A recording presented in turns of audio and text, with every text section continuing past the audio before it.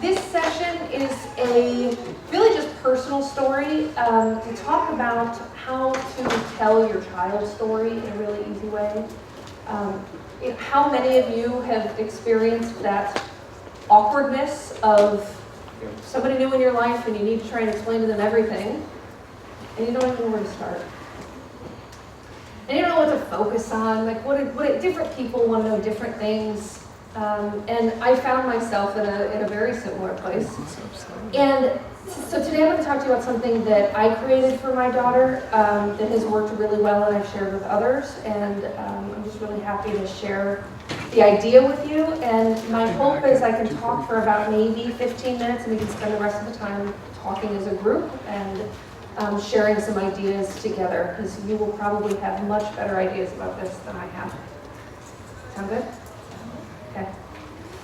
All right, so the idea for this document came to me. I work for a really large financial firm, and I was in the process of applying for a new job, and we all do these things called visual resumes. And the concept is, put yourself on a piece of paper so your prospective employer will know what you bring to the table, what they can expect from you and who you are. And it was like this light bulb moment. We were going through this ever-changing caretaker issues, like Lord knows we can't hold on to caretakers. And I was struggling with this conversation, and it occurred to me, I need a resume for Dylan. Thank you. And so I started thinking about, what exactly would that even look like?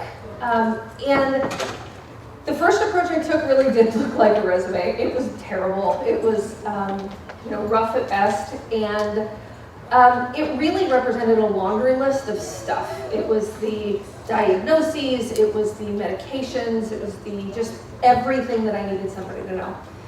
And while it served the purpose of, I could show up to a new doctor and they'd have everything that they really need to know about Dylan, it wasn't really resonating the way I wanted it to. So I took a little bit of a crack at it again. And this time I thought, all right, I feel that this is not resonating the way I want because it's coming off as a nagging mom, right? We all feel like the nagging parent who's telling everybody everything. So I rewrote it. I thought, okay, I'm going to write this as if it's Dylan. I'll write it in Dylan's voice. So instead of being a naggy, annoying mom, I wrote it as if I was a sweet, sometimes not so sweet, little girl. And it was amazing how right away I saw the difference in others. So people read it. For people who knew us, they got a little teary-eyed because they're hearing Dylan's voice. And if you don't know Dylan doesn't have very many words. So to hear what she may be telling us was pretty cool. So then I attended this conference. I actually wrote about it in the newsletter, the last newsletter of 2018. This woman named Rachel Callender came to Global Genes as the keynote, and similar to today, there wasn't a dry eye in the room. She shared her story of being a mom like many of us and talked about how words matter. And that's such an obvious statement for all of us to make, but they really do matter. And she talked about when she received her diagnosis that the doctors told her all the things that her daughter would never be able to do. And when she went into her IEP meetings to negotiate for services, she had to continually reinforce all the things her daughter wasn't doing. And when you fill out the checklist, my goodness, that is a painful experience, going through it saying, nope, can't do that, can't do that. And don't you wish you could just stop after a certain question? Like, hey, I got to question 3 and I meant no, probably going to be no for the next 100 of these. And so this experience kind of made me think that I tell Dylan's story as her mom all the time. And I have this really cool document that I'm kind of proud of. So I went back to my hotel room that night, I read it, and I was mortified that I totally took the wrong approach. Everything in it, while it was still in her voice, was about how hard things were for her. Was that she can't talk, and that she is unstable and can fall easily, that she has seizures that are really tough on her. And it was just not what I knew was really going to help. And so the document that I created that I'll share with you all has been modified yet again to provide a lens of what Dylan does really, really well and what she needs to be most successful in the world. And it has worked miraculously. we have just found that we don't really have to have that same awkward conversation anymore. Now, I don't give this to strangers on the street, in fairness. It really is meant for, grandpa or aunts and uncles who may not see her so often, or therapists or teachers, and all of those new people.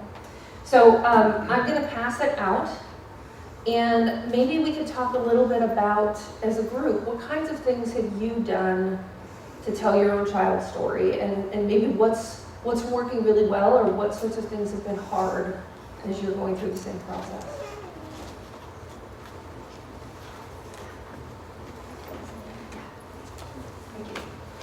Are you saying that for the next session? Yes, sorry. What do we have? Trying.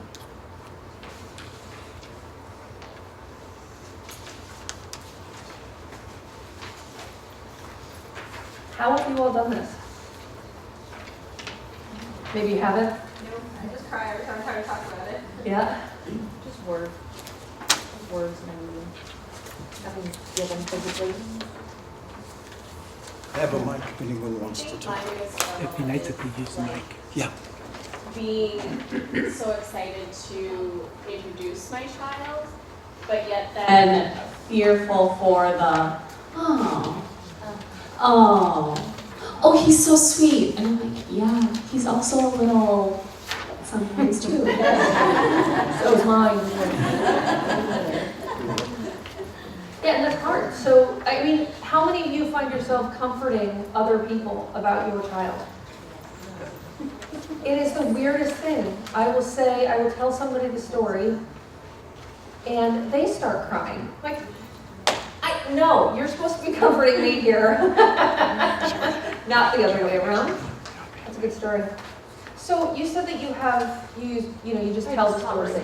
Just conversation with her teachers, with therapists, and it's the same thing. They look at me like, oh, I'm so sorry, I'm so, that's so sad. We just have to reiterate, I'm fine, she's fine, we're living day to day, she's happy. So, just allowing them to hear what makes her happy and what she needs help with, and I just constantly reiterate it. By the way, I know we can all hear each other. We're using the mics so that the video can pick it up, because this will be available later.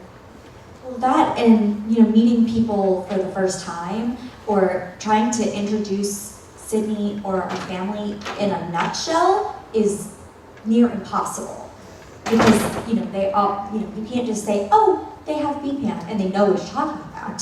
They have no idea what that is. They don't know how to say it. They have no idea how it affects your family, how it affects your child. And then after you try to put it in a nutshell, exactly what y'all said, they just, I'm so sorry. They don't know what to say, which is human nature. But at the same time, how do you respond? It's okay. We're fine. So I think this is a great idea to just kind of put all those words sometimes in paper, so you don't have to say it all in one thing. If you want to know more about it, Yes. thank you. Although I haven't looked at this completely, I think just trying to think about it in my mind is something that we can put in there, is that we all know that our little children reach these goals, or they, one day they are doing something like, you got it, and then the next day it's completely foreign to them. And so with therapy and school with Harper or our family, that's one thing that they look at me and they're, well, she did this 2 days in a row, and then today, well, like, what happened? Well, I'd love to know what happened. It's the inconsistency of this. So they learn it, and then it goes away. So it's probably something important to put in our child's resume, that sometimes they do this, and sometimes they don't, depending on their mood, I guess. I mean, just like all kids, right? I mean, mine's stubborn as hell, and so she will some days want to do the activity, and so there's an augmented communication session that's going to happen, and I joke with people that It took us 3 years to get Dylan to learn how to use hers.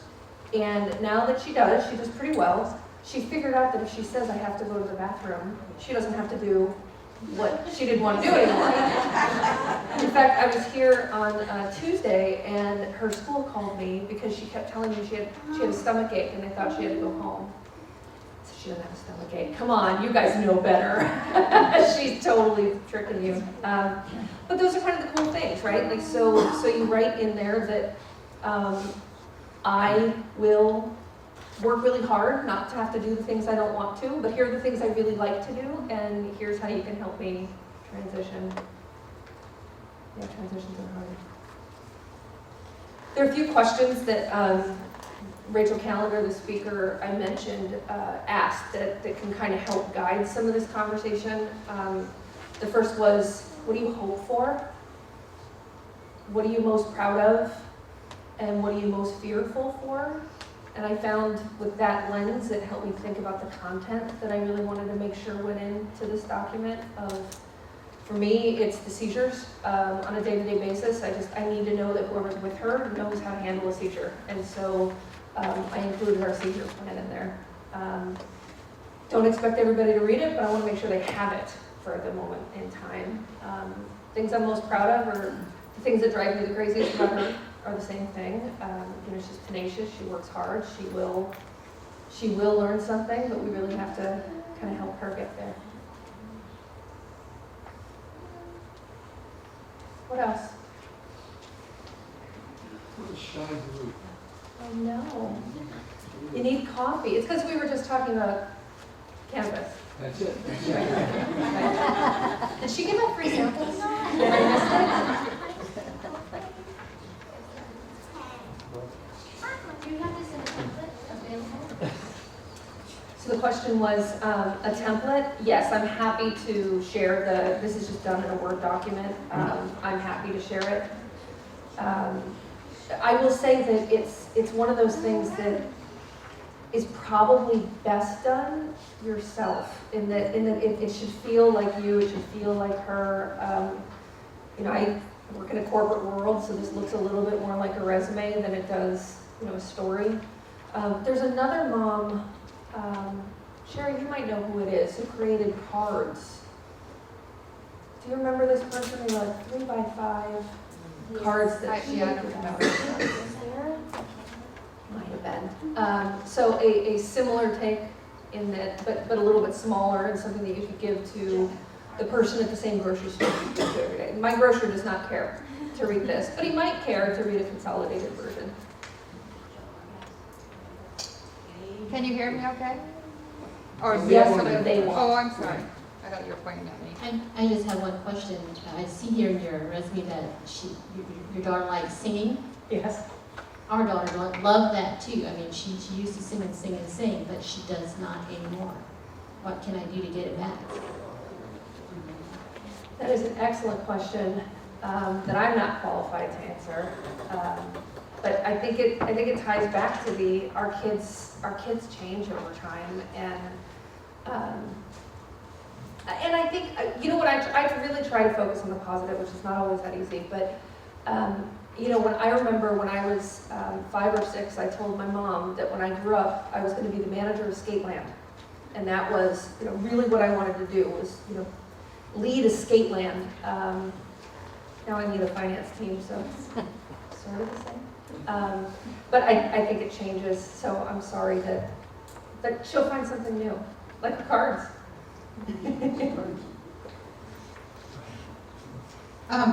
Just answering her question, music therapy is excellent. You can Google Music Therapy Association, there's a list of therapists. But what I wanted to say, my daughter has a person-centered plan, which she's had since she's 3. It's included in anything we do, her IEP, her accounting plan, it's attached. But I also created a web page for her, and my daughter has little friendship cards, like business cards, that's who she is, and where they can find more information out about her. So hers is online, and she has little cards with her, and so that's another option you guys can think about. Can you tell us more about the whole care plan? Her person-centered plan? Yes. There are so many different varieties. And it depends what you're really wanting.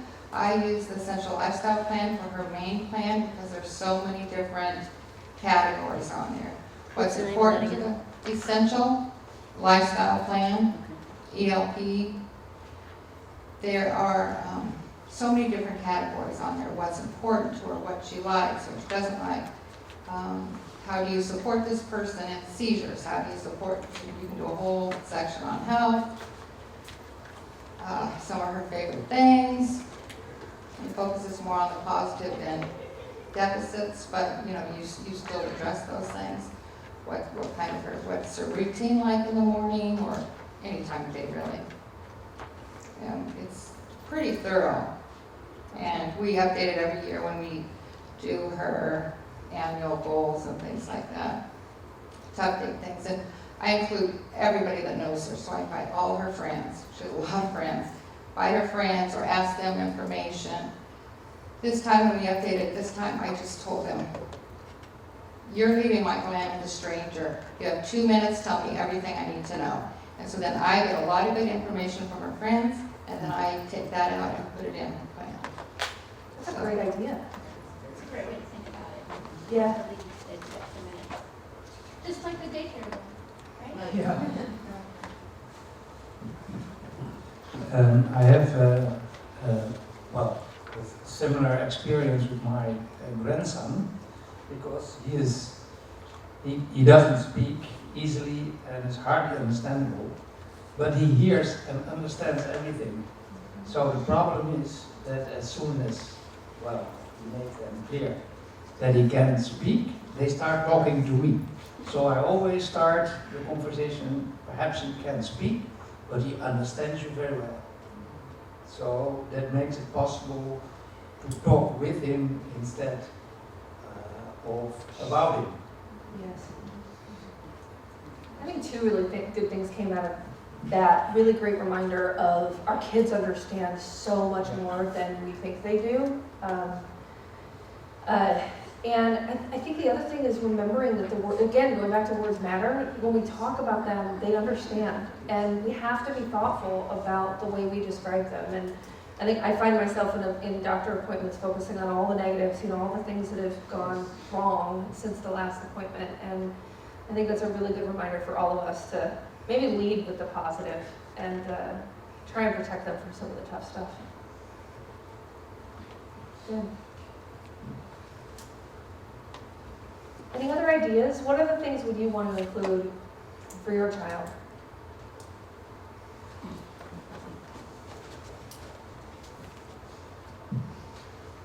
So every time we have somebody come and watch Josie,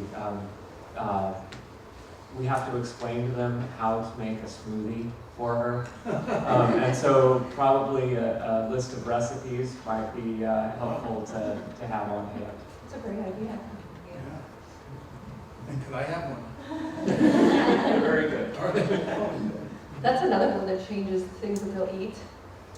I don't know. Dylan was a really great eater when she was younger, and now, if it's not covered in cheese, she won't eat it. Yeah.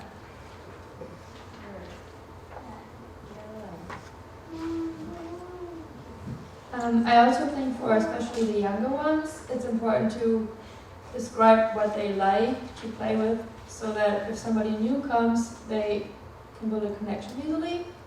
Like Quinn, she has especially like her favorite toys, and that's very easy to break her with, so that she likes to play with you. So I think that's important to put on her better. Yeah, that's a great one. And I think I saw in the second speaker this morning, boy, that's my favorite cup. Don't you be touching that sucker,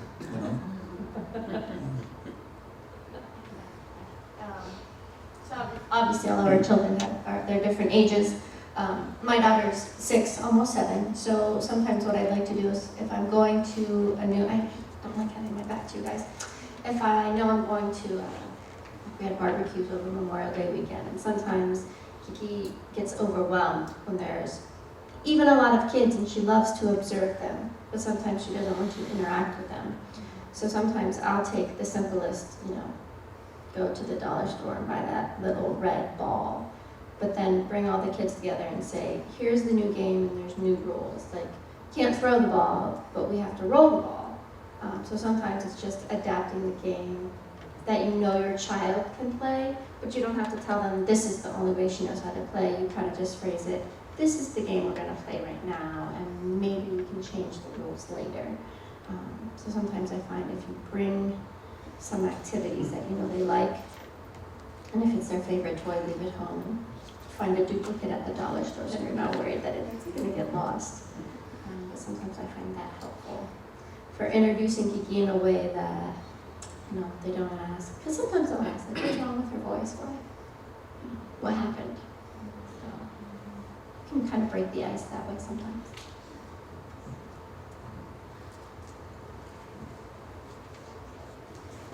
At breakfast, while we're moving the mic, at breakfast this morning, it occurred, there was the person who's making our omelets expressed just a little surprise at the level of noise that our kids make.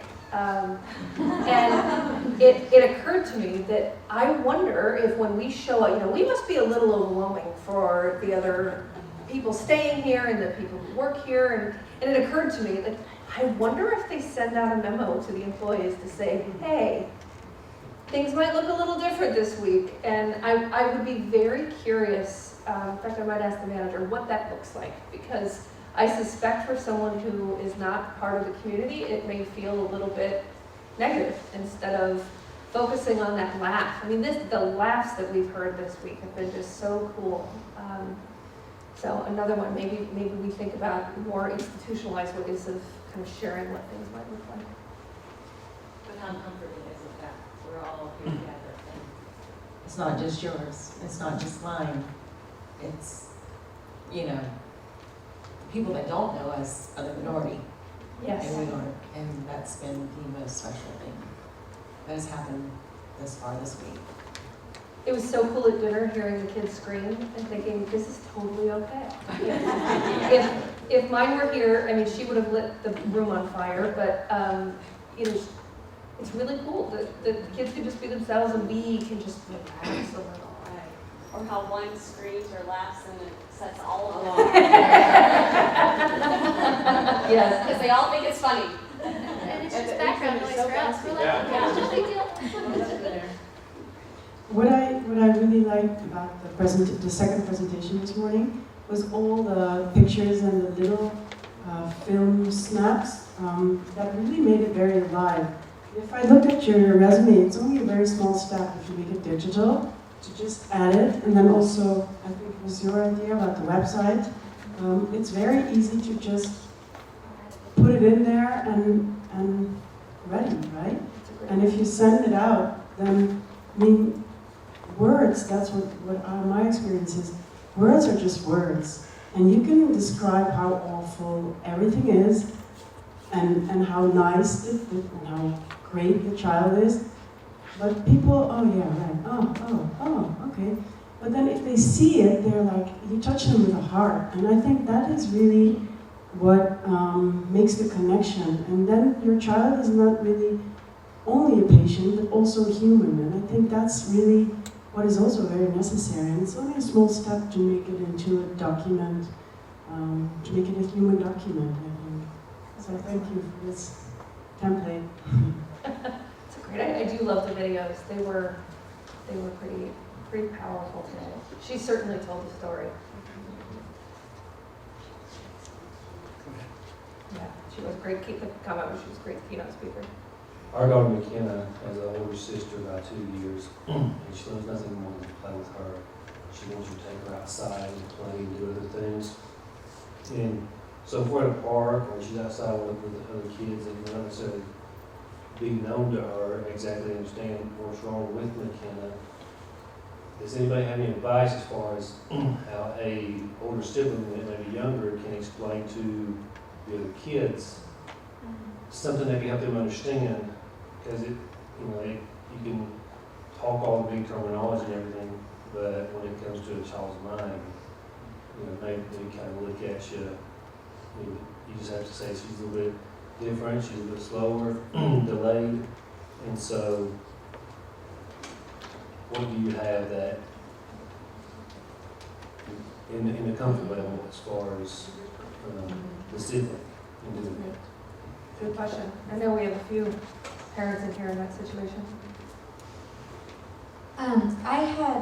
I can speak on behalf of my son. He's 10, and he's really good at, we've never told him all of the nitty gritty about BPAN, but we did tell him that his sister learns differently than he does. She has to work harder, than he does. But he's very vocal, in almost a protector sort of way. And anytime he comes up to his friends or, whenever we're together and there's people around, he will just say, "This is my sister Sydney, and she has BPAN." Like it's just nothing to him. And he just says her brain works a little different, but she really likes to sing. She really likes to play with bubbles, or he's really good at saying she learns different, but she also likes this. I also have written a children's book called Sydney's Song, and it's on Amazon, and it's basically written for that capacity, where there's it goes through Sydney in a fictional sense, where she is trying to talk or communicate with people, and they are confused and they do not understand her. But then she finds her own way to communicate, and then she makes a connection with the world. So I found that actually reading that book and presenting it in that way makes people understand that you can still connect with people even though you have those barriers.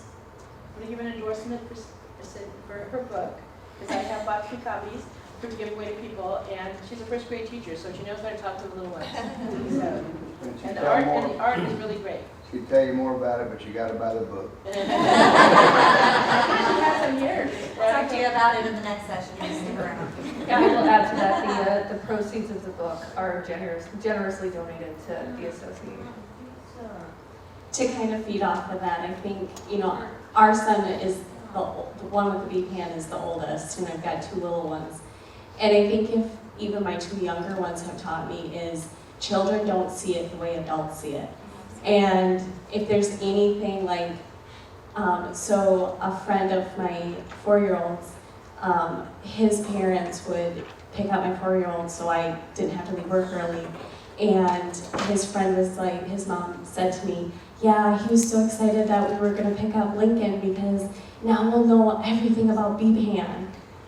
And, so kids just don't see it that way. And I think a lot of that comes from, too, how we react to it for our children. So, like, sometimes even just, like, yesterday, asking my 2 younger ones to donate to the research, so they had to give a little blood. And it's like, if you want to do this, you're doing this for Everett. And it's kind of asking them, how do you understand it? And going from there in my explanation to them.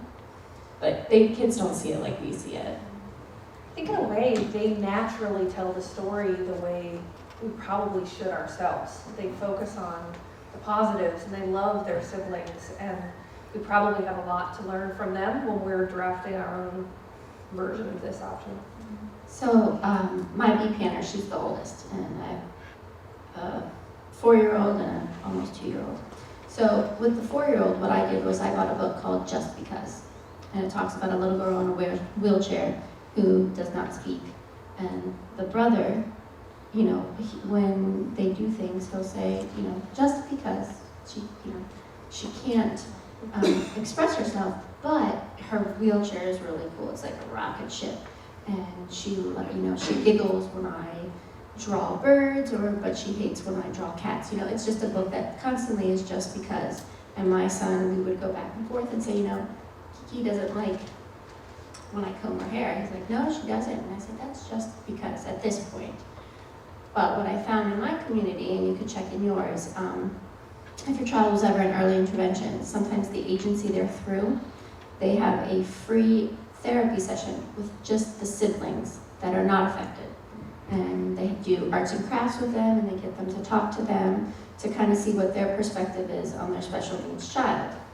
And then with friends who have older children that come over, I noticed that it's not an explanation of she has BPAN, it's just, you know, Kiki has special needs, and I just leave it at that. And sometimes I say, that's a little hard for her, but if we do it this way, it's easier. So it's kind of twofold. Approach it with maybe like reading some books. That way you can associate it to your child, but then you're not specifically pointing it out. And then the sibling can say, oh yeah, so-and-so's like that too. And it's just a smoother transition as opposed to trying to lay it out there and say, like Sydney's song, it's a smoother transition instead of trying to say, all right, I noticed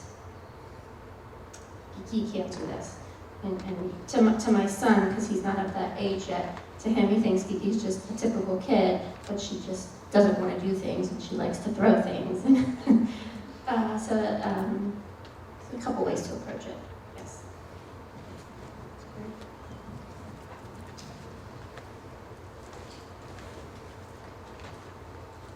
So I've had really good luck getting our friends' children to participate whenever I'm doing something with Elliot, like giving him his medicine.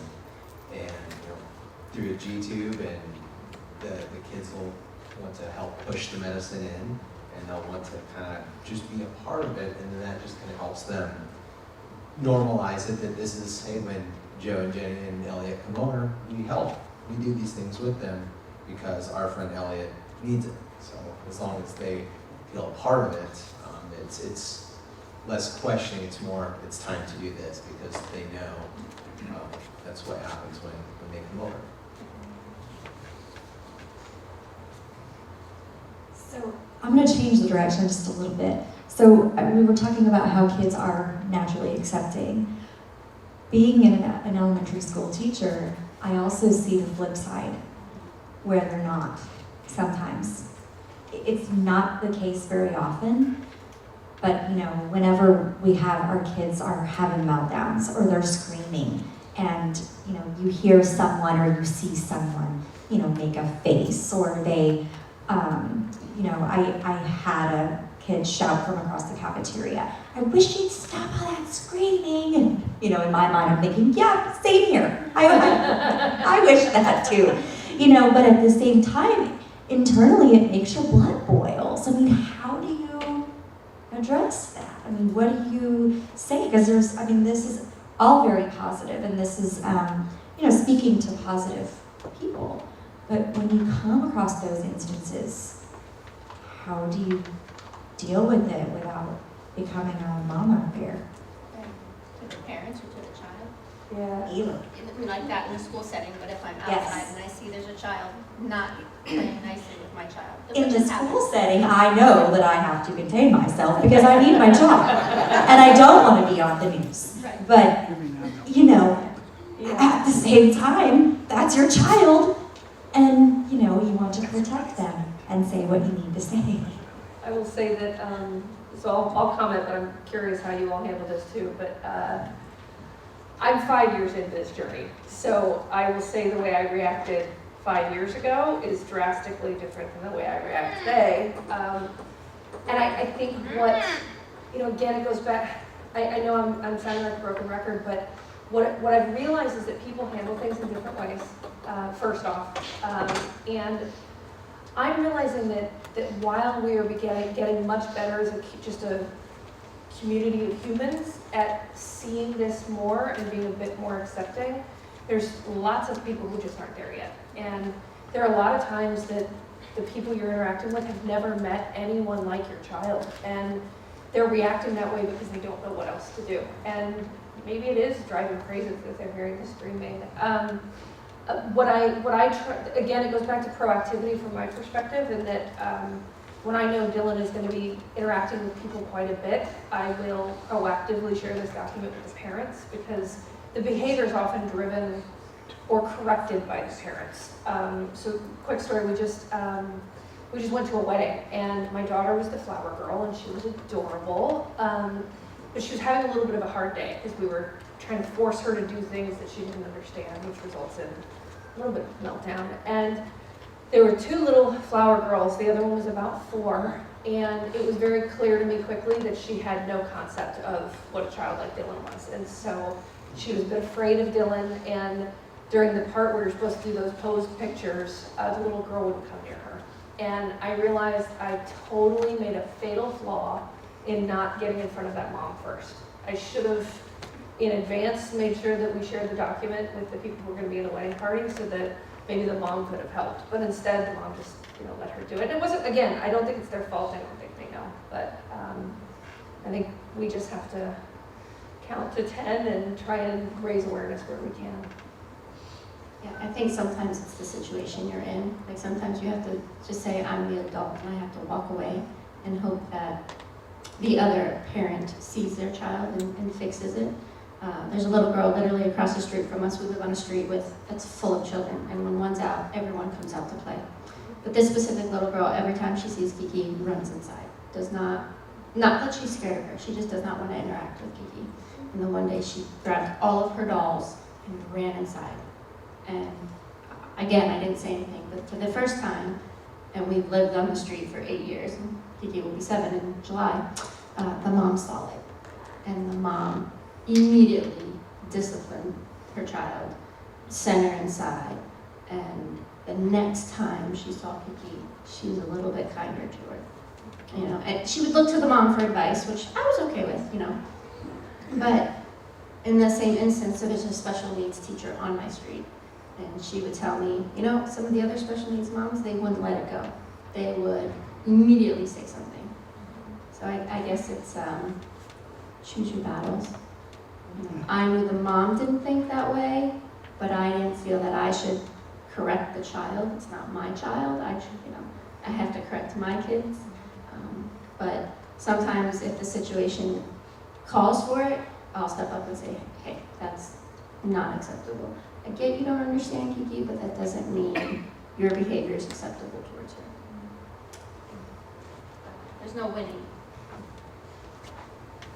It's kind of interesting, especially going off what you're saying, how, for so long now, it's, in order for Everett to learn, we have to model everything for him. But in a sense, we need to model for our other children too, right? And same with all the other parents. And I love that approach the parents, because they're going to model it for their child. And their child's going to feed off of what the parents are going to feel.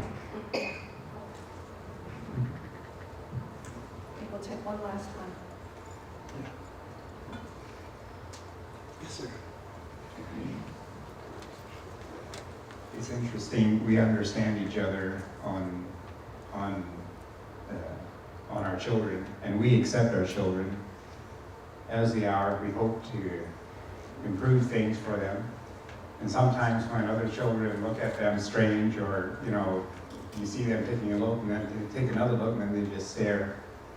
And sometimes it's right to, you may choose, like you said, choose your battles, or speak kindly about it.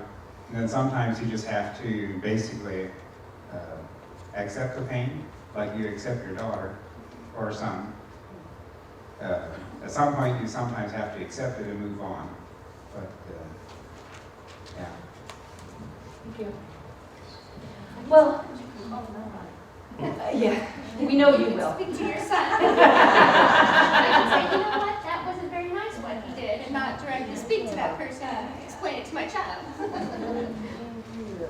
So thank you for coming to this session and being willing to get a little vulnerable and share your stories and experiences. I am more than happy to share this template, but Sherry made the point that there are a lot of these vehicles that you can leverage to tell your child's story. I think the most important thing that we do is just be proactive and trying to share what really makes each one of our kiddos special. Thank you.